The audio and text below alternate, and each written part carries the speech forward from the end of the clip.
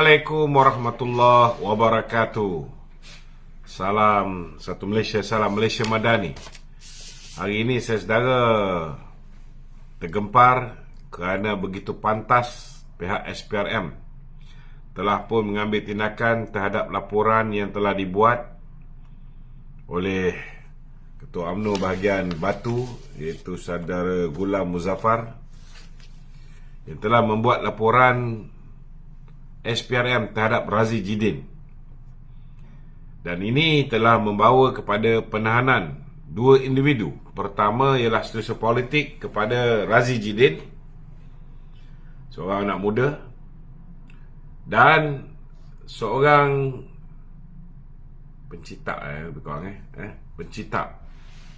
pencipta buku tuan-tuan yang dipercayai terlibat dalam skandal direct nego sebanyak 80 juta daripada WhatsApp yang viral.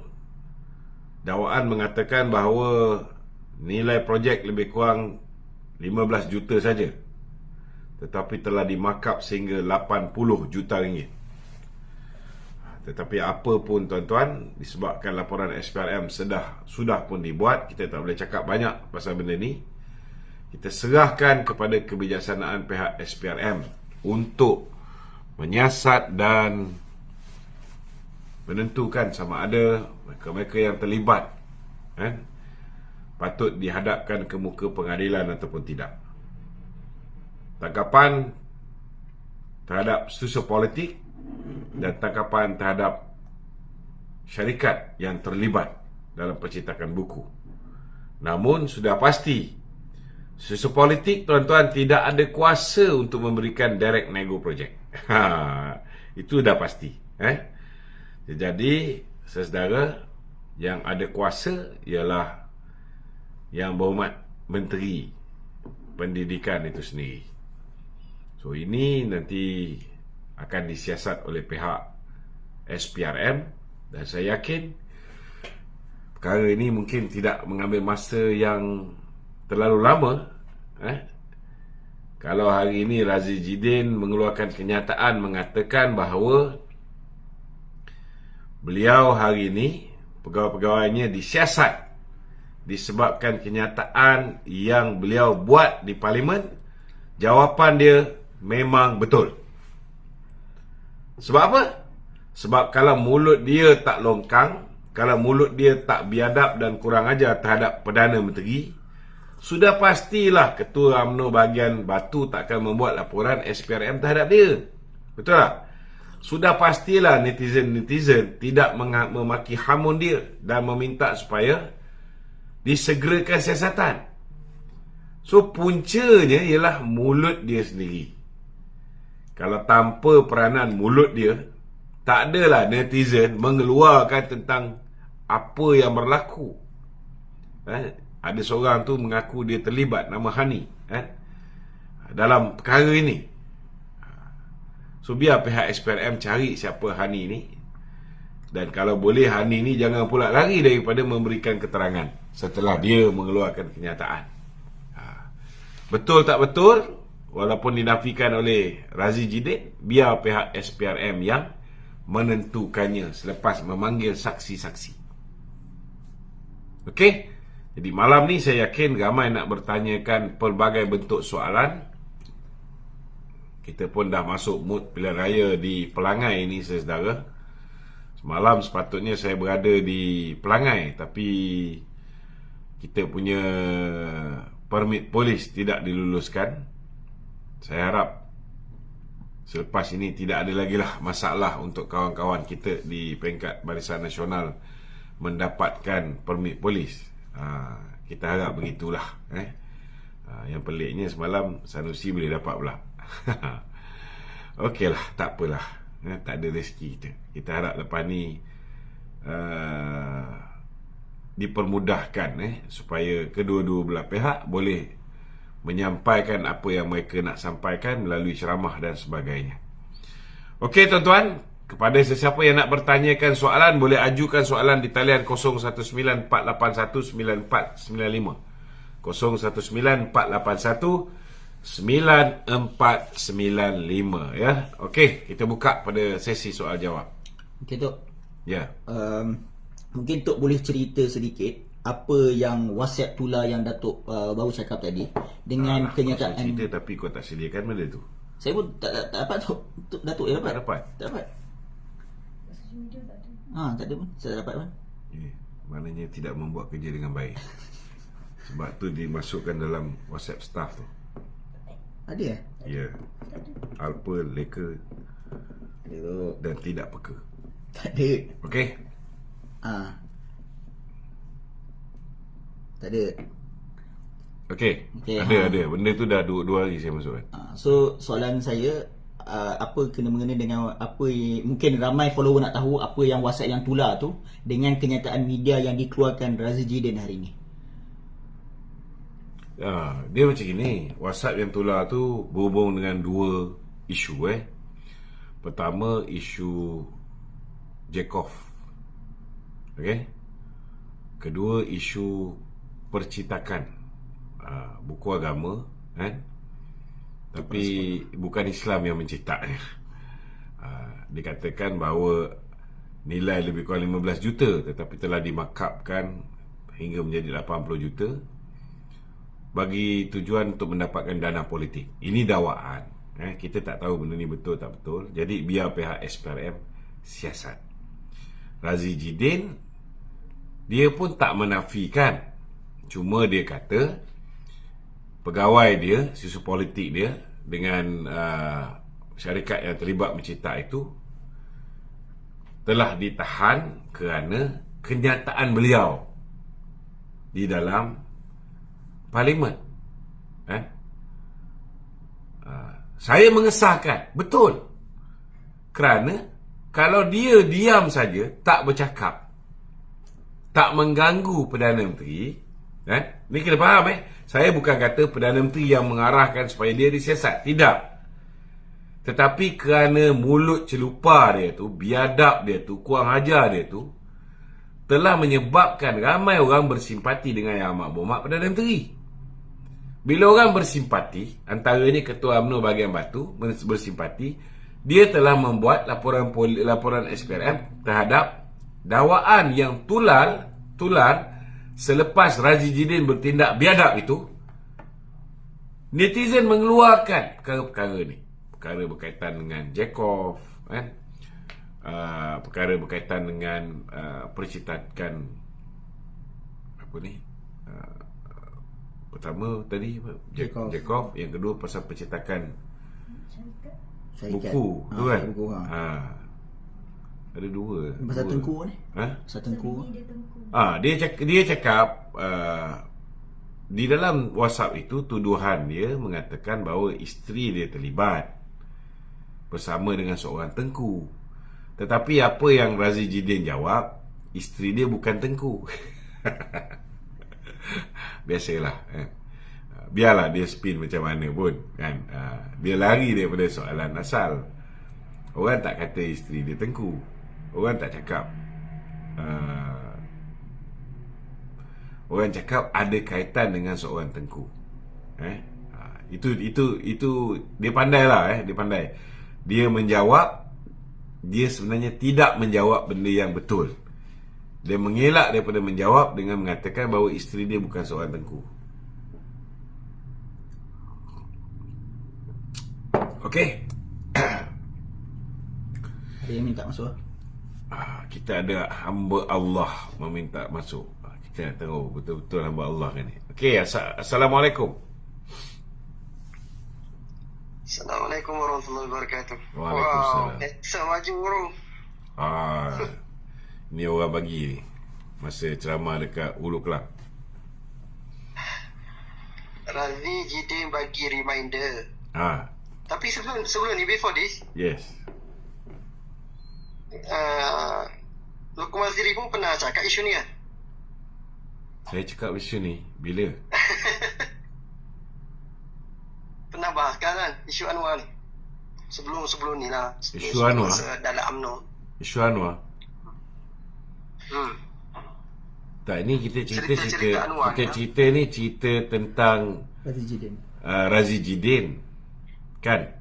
Ya, Razi Jidin. Ah. Cerita saya pun cerita Razi Jidin lah. Okey. So apa masalahnya sekarang ni? Tak, saya nak tanya tu lah. Tanya apa? Nak tanya, sebelum ni cerita lain, sekarang cerita lain. Okey, saya nak tanya kan.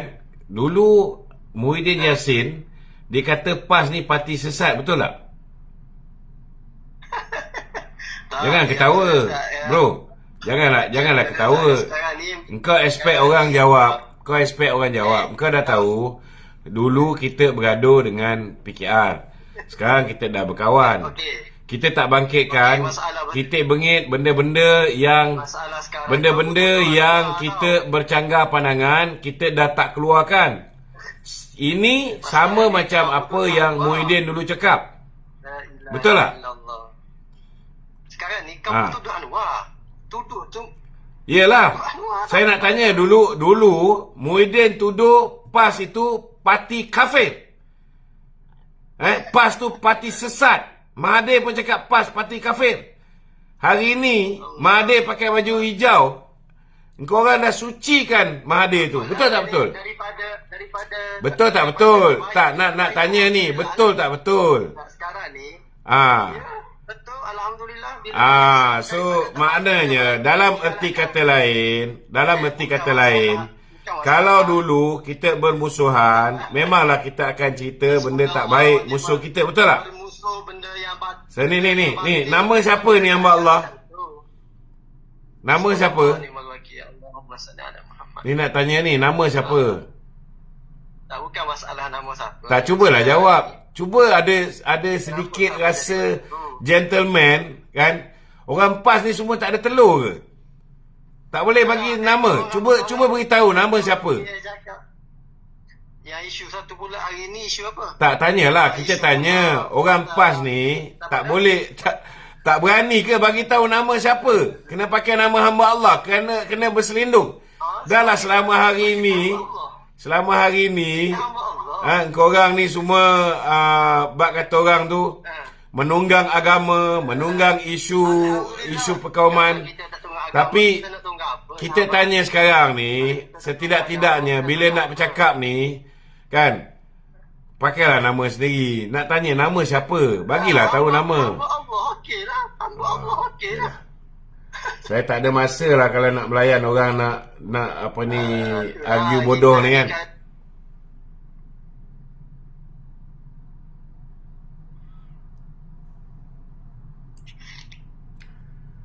Assalamualaikum.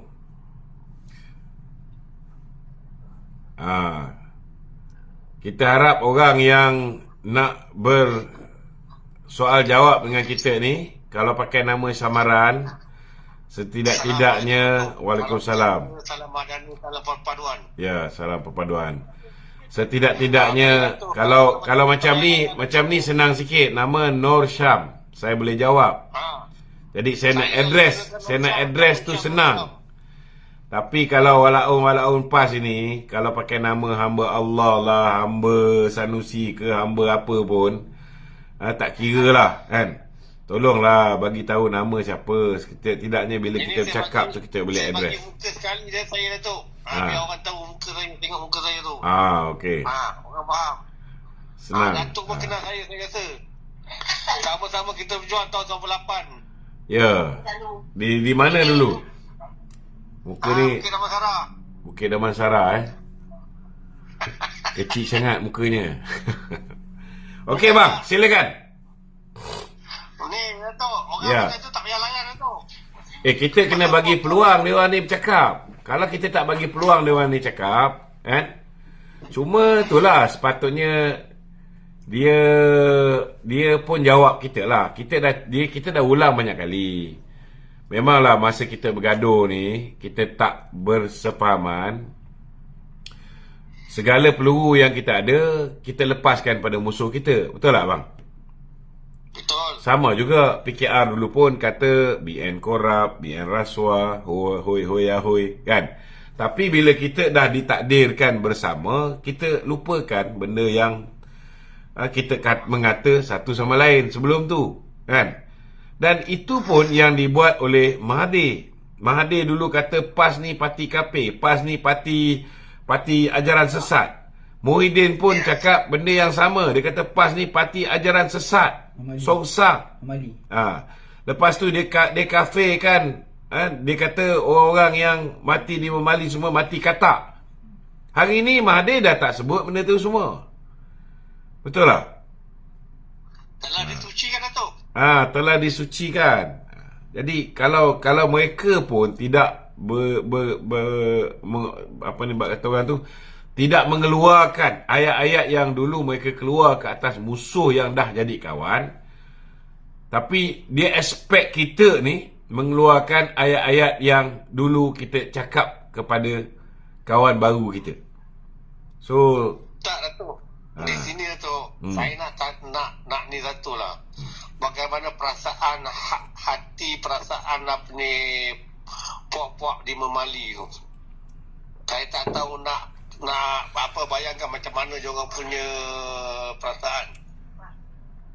Itu sebab apa dia antara Mahathir dengan Hadi Awang.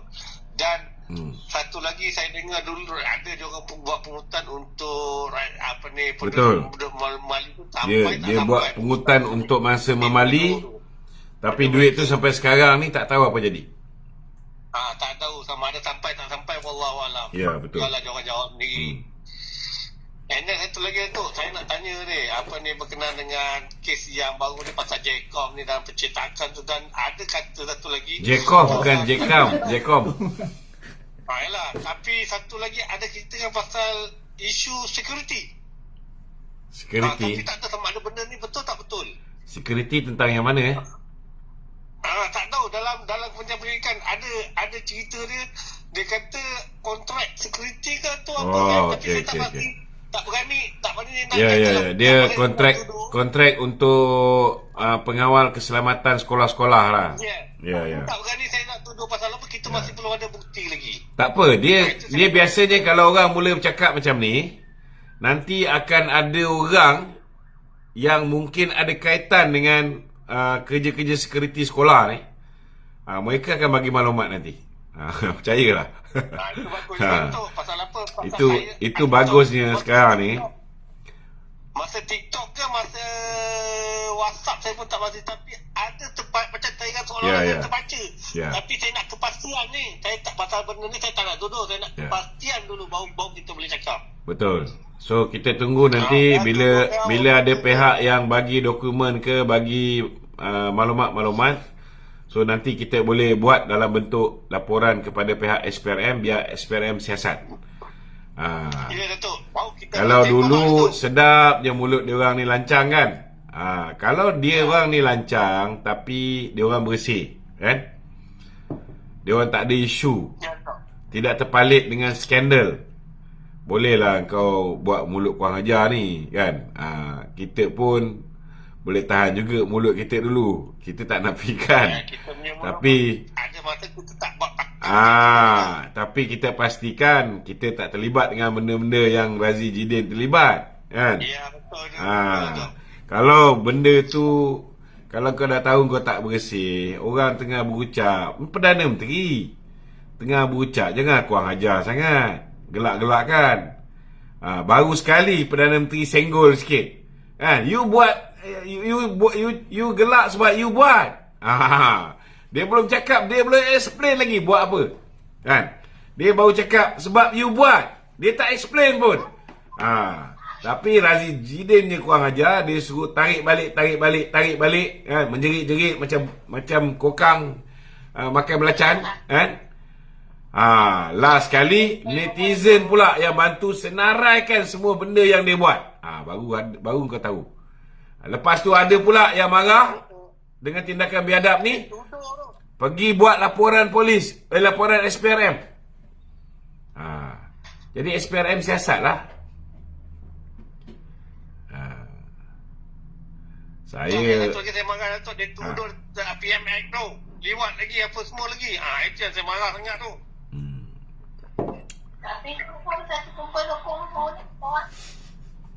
saya tak boleh terima lah kalau dia cakap macam tu. Itulah kan dia. Bila dia kurang ajar macam tu kan, orang marah. Itu sebabnya kalau orang marah kan, orang keluarkan apa yang dia tahu pasal Razi Jidin.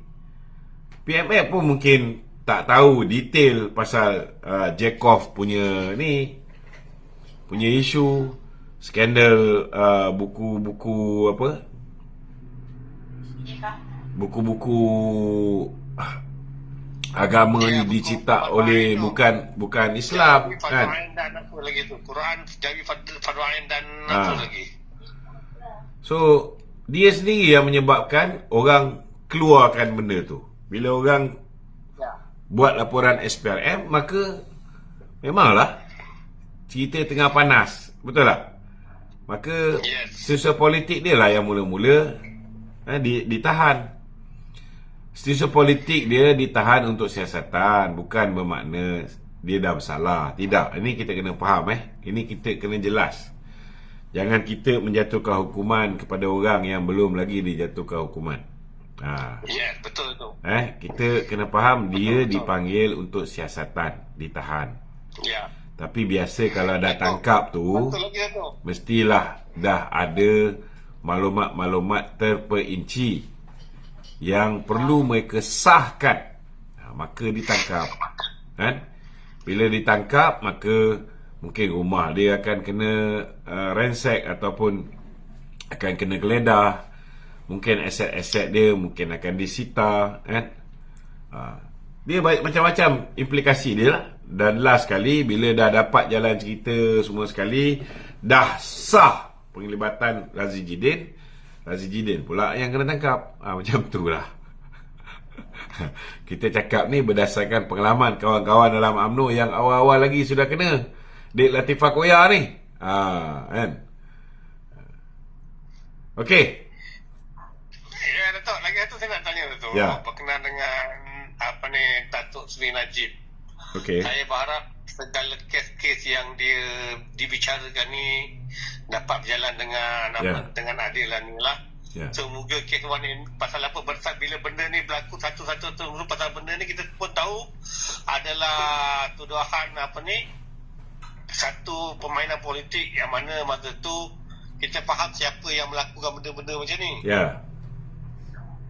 Dan Anwar sendiri, APMS sendiri pun tak setuju benda-benda macam ni. Betul. Saya yakin di bawah pemerintahan Datuk Seri Anwar ni benda-benda ni akan terungkai dan akan InsyaAllah. terjawab siapa punya kerja. InsyaAllah. Saya yakin. Dan saya tak terkejut kalau sebelum ni orang yang lari bersama dengan Jolo macam Jasmine Low kan. Kalau orang macam Jasmine Low ni, kerajaan hari ni boleh tangkap dan dapat ambil keterangan daripada dia. Tak mustahil lepas ni orang macam Nick Faisal kan, orang macam Roger Ng contohnya Roger Ng Roger Ng ni kalau dia beri keterangan dia secara tak langsung dia akan mendedahkan bahawa the main culprit yang terlibat membantu Jolo ni siapa kan? Dan dia akan membersihkan bahawa Datuk Seri Najib tidak terlibat dalam skandal penyelewengan duit 1MDB yang dilakukan oleh Jolo dengan bantuan Zeti Akhtar Aziz, dengan bantuan tim Lesner, dengan bantuan banyak pihak Amhari, dengan bantuan siapa lagi, ada yang dah meninggal So benda ni semua akan terbongkar. Hari ni contoh macam Roger Ng sudah pun bak kata orang tu memberikan keterangan di DOJ. Tapi kalau kita tengok kes Roger Ng ni, ini jelas satu penganiayaan lah bagi saya lah Ni apa benda pula ni? Contoh Roger Ng ni Datuk, satu je Datuk. Ada orang baca jampi ke apa? Yang saya nampak lah kesilapan ataupun kelemahan lah. Ni minta maaf Datuk, bukan saya kata ni. Saya tak habis cakap ni. Bagi saya cakap sikit lagi. Saya nak orang buka mata bagaimana tak logiknya. Kita kalau nak tangkap kepala penyamun Ya. kita akan tangkap anak buah dia. Okey? Yang membantu penyamun. Tapi kalau kita tengok bila Roger Ng itu didakwa di mahkamah, yang tolong memberi keterangan kepada DOJ untuk mengenakan Roger Ng ni ialah orang yang lebih rapat dengan Jolo, Tim Lesner. Saya nampak saya tak boleh hadam minta maaf cakap. Sepatutnya hari ni kita tangkap, contohnya kita tangkap Tim Lesner yang dapat 75 juta US dollar untuk dia tangkap dia ni dan kita ambil Roger Ng yang hanya dapat 35 juta untuk kenakan Tim Lesner yang dapat lebih ni. Tetapi terbalik, Tim Lesner yang dapat 75 juta ni digunakan jadi saksi pendakwaan untuk kenakan Roger Ng yang 35 juta. Sedangkan dia dapat lebih 2 kali ganda. So sama jugalah, sama jugalah. Sepatutnya nak tangkap Jolo yang dikatakan menerima 1.2 bilion US dollar oleh DOJ. Sepatutnya orang macam Roger Ng, orang macam Tim Lesner, mereka ni dijadikan saksi pihak pendakwaan untuk membicarakan Jolo, sama ada dia ada ke, dia tak ada ke, dia lari ke, dia perlu dibicarakan. Tapi sampai sekarang kita tak dapat buat benda ni. Jadi saya haraplah di bawah pemerintahan kerajaan Datuk Seri Anwar ni, kita dah ada peguam negara yang baru. Saya yakin lambat laun orang macam Roger Ng pun kita boleh ekstradisi balik ke Malaysia, hadapkan dia ke muka pengadilan, biar dia keluarkan semua cerita. Sebab dia banyak saya mengikuti kenyataan-kenyataan yang dia keluar ketika dia berada dalam perbicaraan. Saya yakin kalau dia dapat beritahu semua yang terlibat, ada 100 lebih nama yang mendapat duit daripada Jolo ni. Bukan sikit orang 100 lebih nama yang terlibat dalam penyelewengan duit 1MDB. Kalau semua ini dikeluarkan, saya yakin peluang Datuk Seri Najib untuk mendapat keadilan, namanya dibersihkan, ianya lebih mudah dan lebih baik, insya-Allah. Okey, kita bagi laluan kepada Munafik Hunter. Nama. Dok. Ya. Saya dok. Waalaikumsalam. Ni saya nak tanyalah. Ada satu video yang tengah viral ni kan. Okey. Yang ada mengatakan yang Datuk sendiri pernah tuduh PMS kita libat. Tadi saya pun dah jawab kan. Saya nak tanya ni, tadi saya dah jawab belum? Soalan tu juga yang aku nak tanya.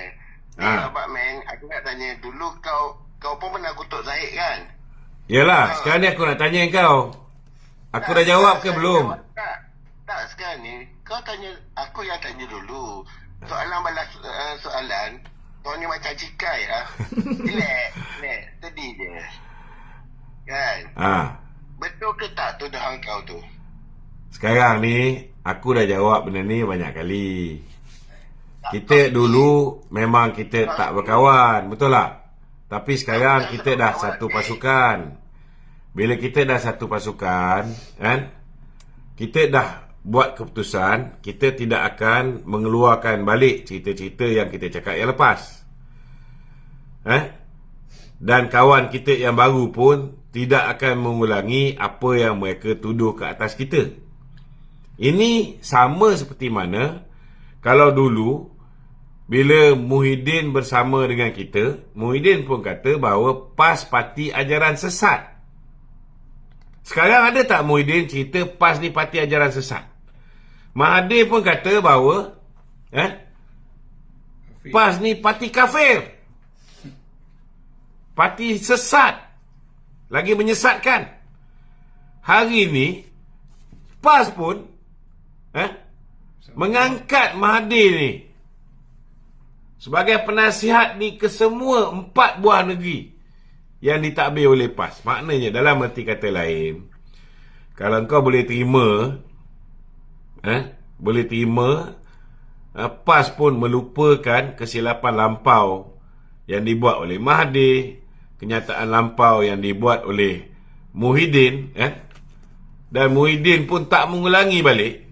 So kau nak expect kita ni mengeluarkan kata-kata terhadap musuh lama kita yang hari ni sudah menjadi kawan. Logik lah akal sikit.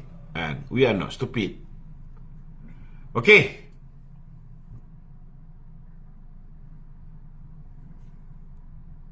Ada lagi soalan di ni? Studio?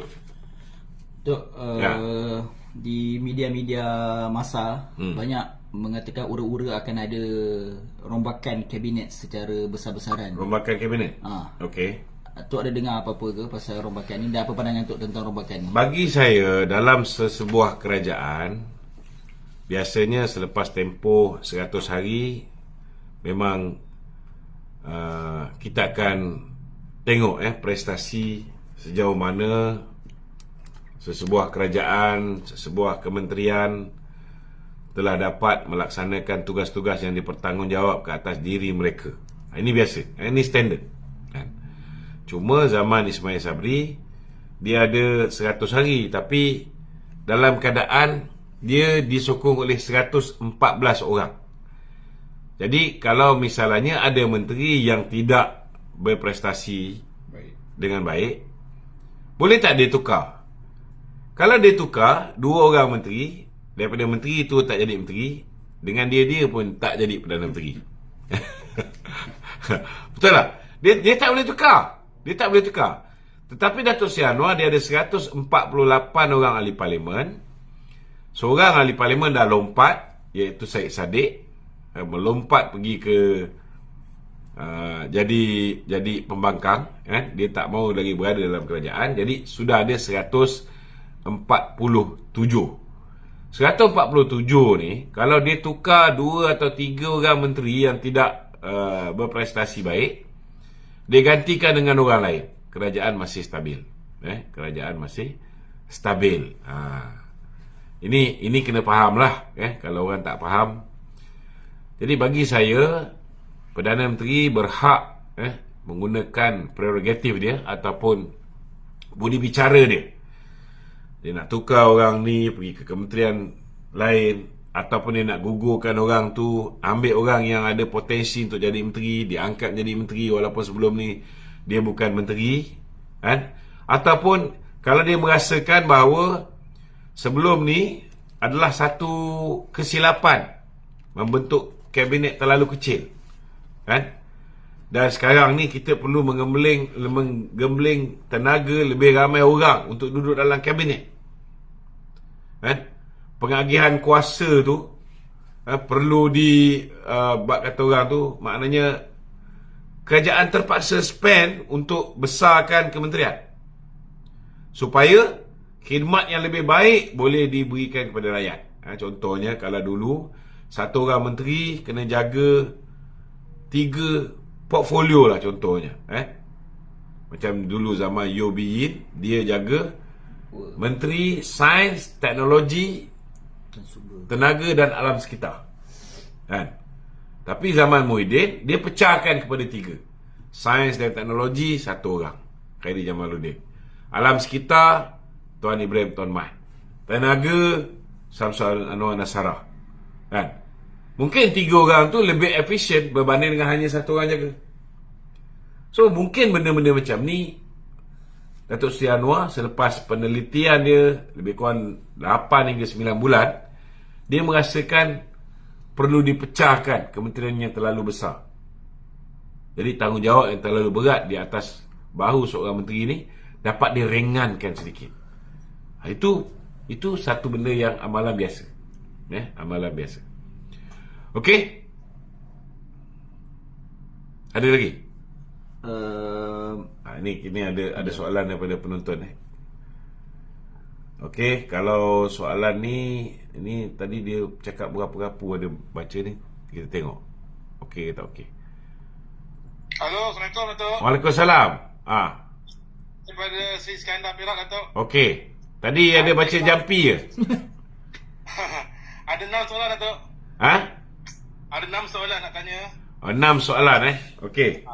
Yang pertama Datuk, Ya. sepahaman Datuk, Ya. adakah sekarang ini reserve negara cukup untuk nak cover hutang negara kita Datuk? Okey, kita kena faham reserve negara ni reserve negara ni bukan untuk cover hutang. Okey. Contohnya bila Datuk Seri Najib dia letak ataupun dia tidak lagi menjadi Perdana Menteri. Dia tinggalkan reserve negara pada tahap yang paling tinggi 35 bilion ringgit Itu boleh tampung import tertanggul lebih kurang 7 hingga 8 bulan. Pada ketika itulah mengikut saiz ekonomi kita ketika itu. Kalau nak tampung hutang ni, saya nak beritahu, hutang negara hari ni akibat daripada kita silap bagi peluang pada Mahathir dan juga Muhyiddin memerintah. Hutang negara yang Datuk Seri Najib tinggalkan 686.8 bilion, lebih kurang 50.8% berbanding GDP kita ataupun KDNK kita. Hutang tu dah berlipat kali ganda, lebih daripada 2 kali ganda. Hutang kita sudah mencecah 1.5 trilion ringgit. Jadi memang tak masuk akal lah reserve kita ni boleh bayar hutang.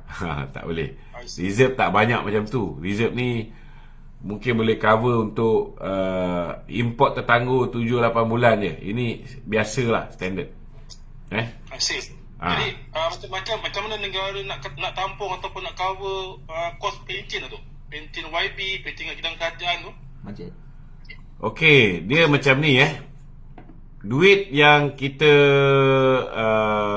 bayar gaji kaki tangan awam ni, okey. Kaki tangan awam diberikan 2 pilihan 2 pilihan. Pertama, dia boleh ambil skim pencen. Kedua, dia boleh ambil KWSP. Okey. Duit yang dipotong daripada kaki tangan awam, ada yang masuk KWSP, kan? Dan ada sebahagiannya ialah sumbangan daripada kerajaan, so masuk dalam KWSP juga. Itu pencarum punya bahagian dan juga majikan punya bahagian.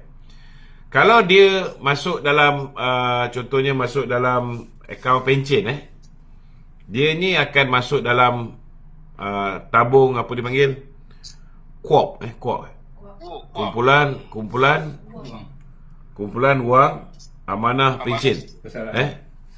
Kumpulan wang amanah persaraan ke pencen. Lebih kurang lah tu, KUAP. So duit yang disimpan di KUAP itu, duit ini juga akan dilaburkan supaya ianya boleh menambah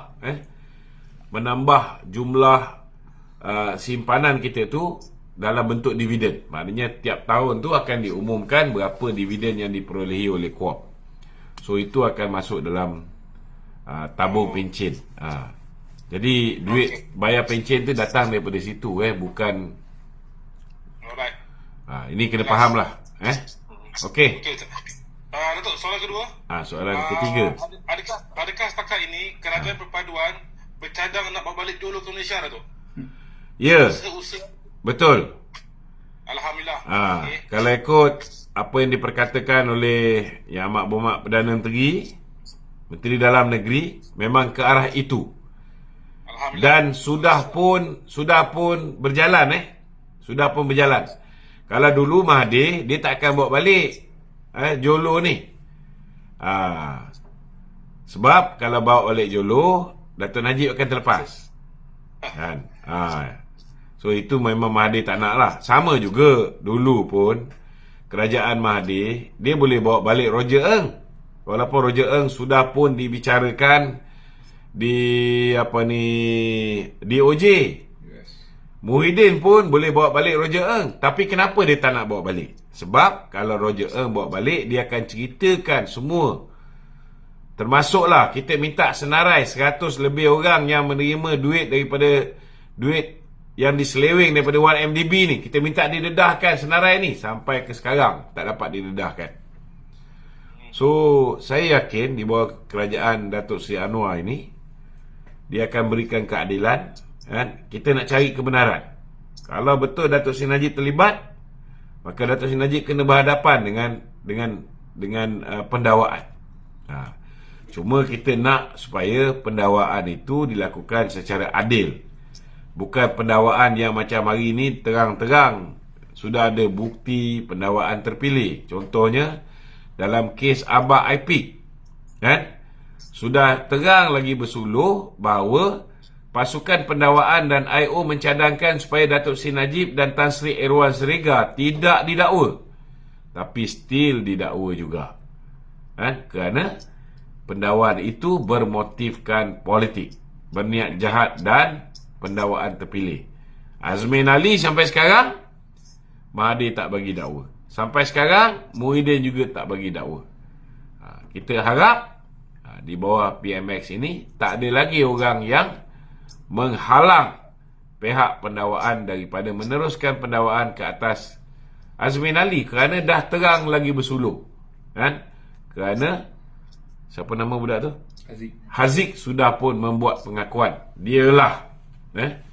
Dialah orang yang menjadi pasangan kepada Azmin. Jadi macam mana pula boleh dia tak kena dakwa? Okey, Datuk, soalan yang ketiga. Secara logik ni, Datuk, boleh ke Titi didakwa? Tommy Thomas.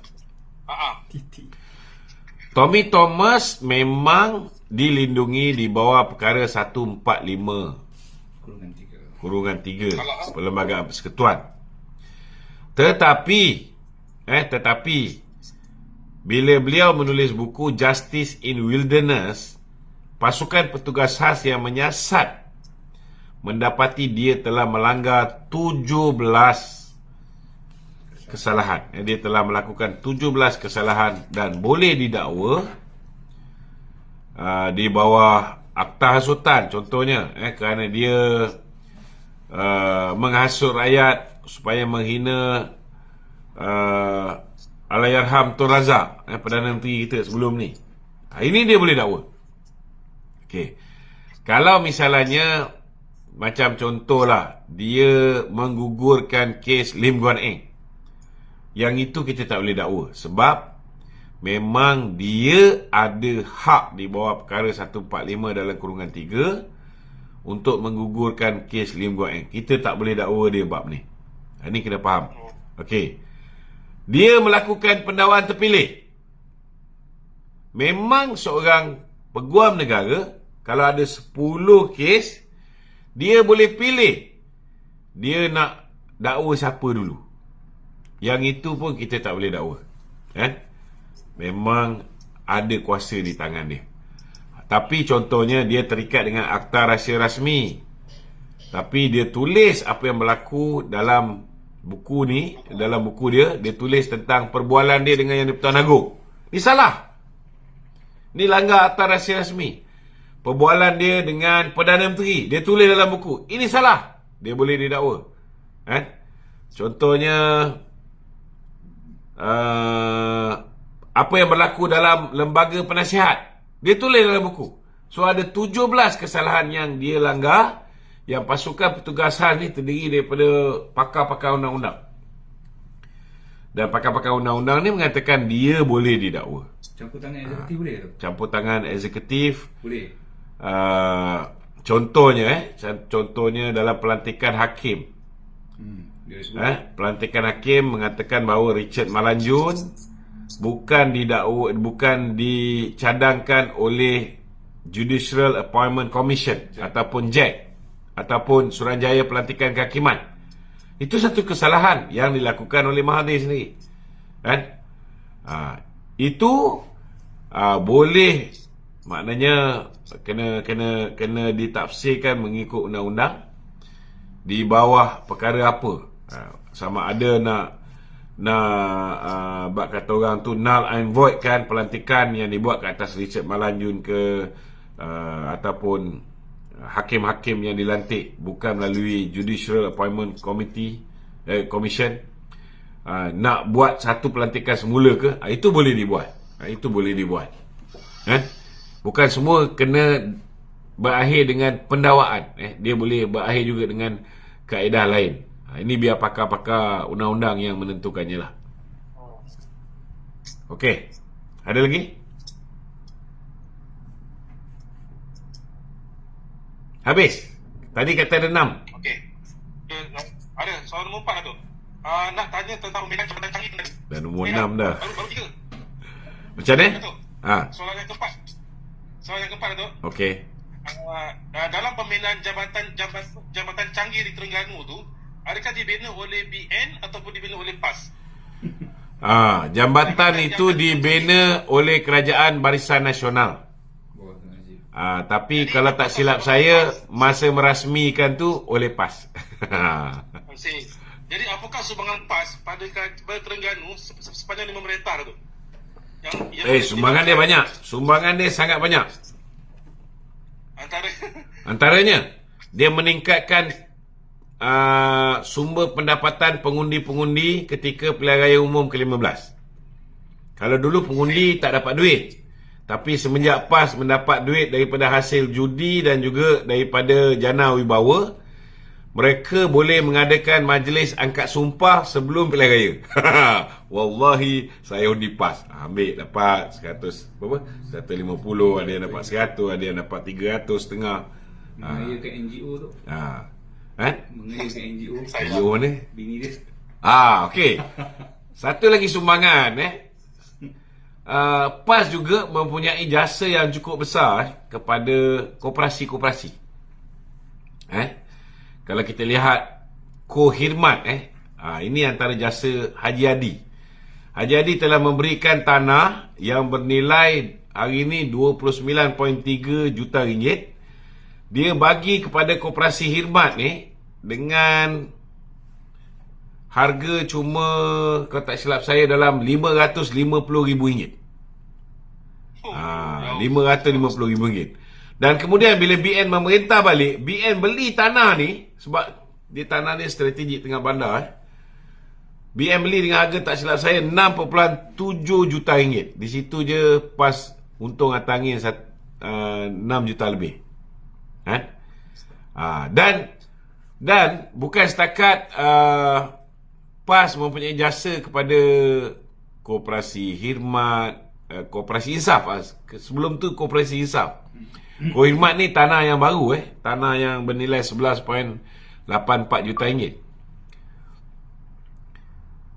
PAS juga banyak berjasa pada NGO. Halo, ada. Kau tulis ni, pentingnya jasa PAS ni kita kenang. PAS berjasa kepada NGO, terutamanya NGO yang dipengerusikan oleh isteri Menteri Besar PAS, iaitu Khairul Nisa, isteri kepada Samsuri. Tanah yang mula-mula dijual kepada koperasi Insaf tu, kemudian koperasi Insaf jual kepada kerajaan negeri Terengganu balik. Lepas bila tukar kerajaan, Samsuri jadi Menteri Besar, Samsuri jual tanah yang Haji Adi jual kepada koperasi Insaf tu, dia jual pula kepada NGO yang dipengerusikan oleh bini dia sendiri. Untunglah gitu. Dan NGO tu dapat, walaupun harga makin naik jadi 29.3 juta ringgit, NGO tu dapat 500,000 lagi murah. Dia dapat dengan harga RM500,000 saja. Dan kalau lepas ni tukar kerajaan, ataupun katalah koperasi Khairul Nisa ni tak ada duit, dia boleh jual tanah ni, dia boleh untung hampir 60 kali ganda. Atas angin dia. Jadi janganlah kata PAS ni tak ada jasa. Banyak jasa dia. Sama jugalah di Kelantan. Jasa dia yang paling besar saya nampak di Kelantan ni, dikala orang-orang kaki tangan awam Kelantan setiap bulan nak bayar gaji mengharapkan bantuan daripada federal, daripada Kerajaan Persekutuan, PAS telah pun memberikan sumbangan yang luar biasa besarnya kepada industri kereta, terutamanya Mercedes-Benz. Pembelian tu. Dikala nak bayar gaji kaki tangan awam pun tak ada duit, dia boleh bagi menteri besar dia pakai kereta S-Class yang baru tu, dan dia bagi esko-esko dia semua pakai S-Class. Pakai apa ni, Mercedes-Benz E-Class yang lain esko E-Class atau S-Class dia. Untunglah, memang untung. So jangan cakap PAS tak ada jasa lah, kan. Tapi jasa PAS Kelantan yang paling besar sekali ialah bila mana rakyat dia mendapat keistimewaan, kan. Rakyat dia mendapat keistimewaan. Negeri lain semua mandi pakai air putih biasa. Hanya di Kelantan mereka menikmati teh ais. Okey, Datuk. Nombor 5. Nombor 5 apa dia? Okey. Ada tak di Malaysia ni NGO lain yang berperanan seperti bar council yang against tu? Sebab kadang-kadang bar council yang sedia dia ni macam dia punya pendapat, pandangan tu bertentangan tu. Sebenarnya bar council ni bukan pendapat dia bertentangan. Bila kes yang dia angkat itu melibatkan kawan-kawan dia, kita tengok pendirian dia tu terlalu bias. Contohnya lah, kan. Bila kes yang melibatkan Tommy Thomas contohnya, kan. Bila kes melibatkan Latifah Koya contohnya, Tommy Thomas ni peguam kepada Lim Guan Eng. Bila Tommy Thomas diangkat menjadi peguam negara, langsung bar council tak ada cakap conflict of interest lah, yang menyebabkan Tommy Thomas yang merupakan peguam kepada Lim Guan Eng tiba-tiba boleh pula dilantik menjadi peguam negara, sehingga kes yang melibatkan Lim Guan Eng digugurkan. Langsung kita tak dengar suara bar council pada ketika itu. Tetapi bila peguam negara yang dilantik oleh Muhyiddin, musuh kita, membebaskan Datuk Seri Zahid, laju je bar council mengeluarkan kenyataan.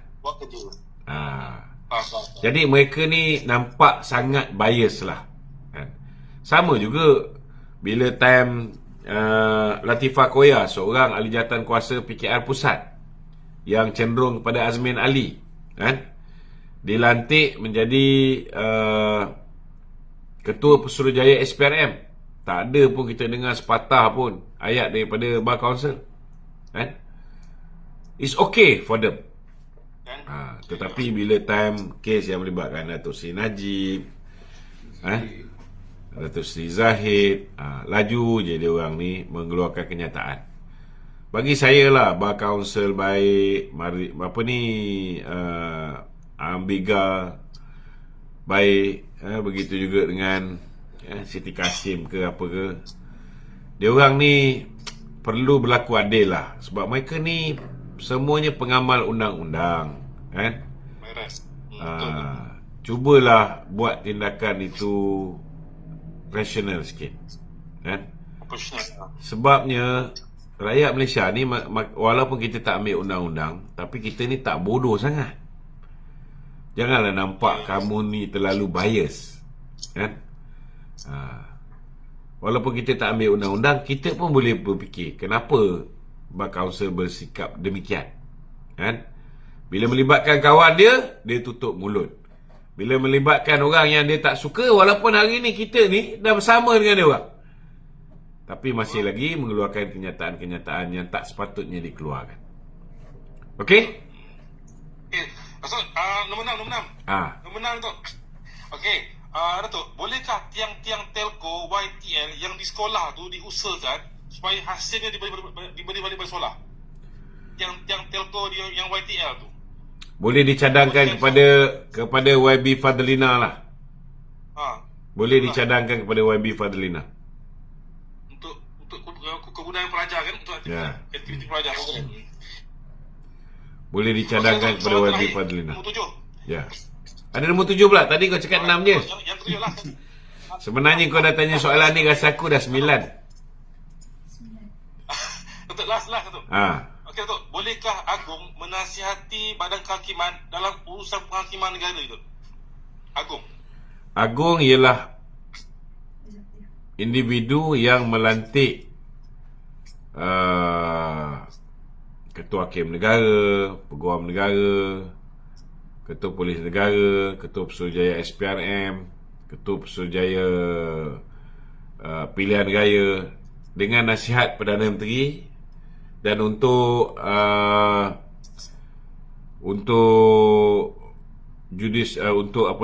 Ketua Hakim Negara atas cadangan Judicial Appointment Commission kepada Perdana Menteri. Tapi lantikan tu dibuat oleh Kebawah-Duli Tuanku. So dia ada kuasa. Baginda ada kuasa. Ya. Okey. Terima kasih Datuk. Okey, sama. Terima kasih. Ada soalan di studio? Ada jam lah. Pasti tak ada soalan di studio. Mimi? Ada? Tadi. Tolong saya ambil telefon. Untuk promote. Okey. Makola. Saudara Hafiz Nafia minta supaya sahabat-sahabat kita menyaksikan filem yang beliau arahkan, iaitu filem Mat Kola. So siapa yang ada ke lapangan bolehlah menonton filem Mat Kola. Okey, kita dah bersiaran lebih kurang 1 jam. Saya ucap jutaan terima kasih kepada semua yang telah bertanyakan soalan. Cuma ialah kita harapkan supaya kita tak perlulah berulang kali menjawab soalan-soalan yang saya dah jawab banyak kali. Contohnya macam tadi, kena orang bertanya apa yang kita keluar, kenyataan kita yang kita keluar terhadap musuh politik kita sebelum ni. Kenapa sekarang ni kita boleh dikatakan tidak konsisten? Orang nak cakap tak konsisten tu, itu orang boleh tafsir. Orang boleh tafsir. Itu hak mulut orang, kita tak boleh nak kata apa. Tetapi cubalah pakai logik lah. Simple logik. Kita bersama dengan seorang wanita, masa kita bermusuhan dengan wanita itu, mungkin kita keluar kenyataan macam-macam terhadap wanita tersebut. Tapi bila kita dah berdamai, kita dah berumah tangga dengan wanita tersebut, takkanlah setelah kita berkahwin dengan wanita itu, kita akan mengeluarkan cerita-cerita silam yang tak sedap. Itu seolah-olah macam nak menghancurkan rumah tangga kita. Ini kena faham. Kena faham. Sama jugalah kalau dulu kita tengok kenyataan yang dikeluarkan oleh Muhyiddin Yassin, kenyataan dikeluarkan oleh Mahathir, sudah pastilah macam-macam kenyataan yang dikeluarkan. Tetapi bila mereka dah bersama, mereka dah duduk sebumbung, maka sudah pastilah mereka tak mengulangi apa yang sebelum ini mereka kata terhadap pasangan baru mereka itu. Itulah keadaan hari ini Barisan Nasional dan Pakatan Harapan. Memang tak dinafikan ada benda yang kita cakap macam-macam tentang Pakatan Harapan, dan tidak dinafikan ada benda yang Pakatan Harapan cakap terhadap Barisan Nasional. Tetapi yang paling penting, bila kita diarahkan oleh rakyat, ini kita faham ni, kita diarahkan oleh rakyat untuk bergabung. Setelah Perikatan Nasional tak nak bergabung dengan Pakatan Harapan membentuk kerajaan, maka BN bergabung dengan Pakatan Harapan membentuk kerajaan. Maka sudah pastilah cerita-cerita titik bengik perbezaan yang lepas kita letak ke tepi, dan sekarang ini kita mencari titik persamaan. Dan bila kita cari titik persamaan, kita tak ulanglah balik benda-benda yang tak baik yang kita cakap tentang musuh yang hari ini sudah menjadi kawan kita. Ini kena jelas. Okey? Jadi tak perlulah tanya lagi. Sebenarnya tujuan tanya tu untuk provoke saja. Dia ingat kita akan koyak lah kan. Tapi kena faham, live ni aku yang punya. Hang duk ulang benda yang sama, kita dah jawab banyak kali, kita cuma remove saja. Last kali satu apa pun hang tak boleh tanya kan. Okey, itu je saya nak jelaskan. Assalamualaikum warahmatullahi wabarakatuh.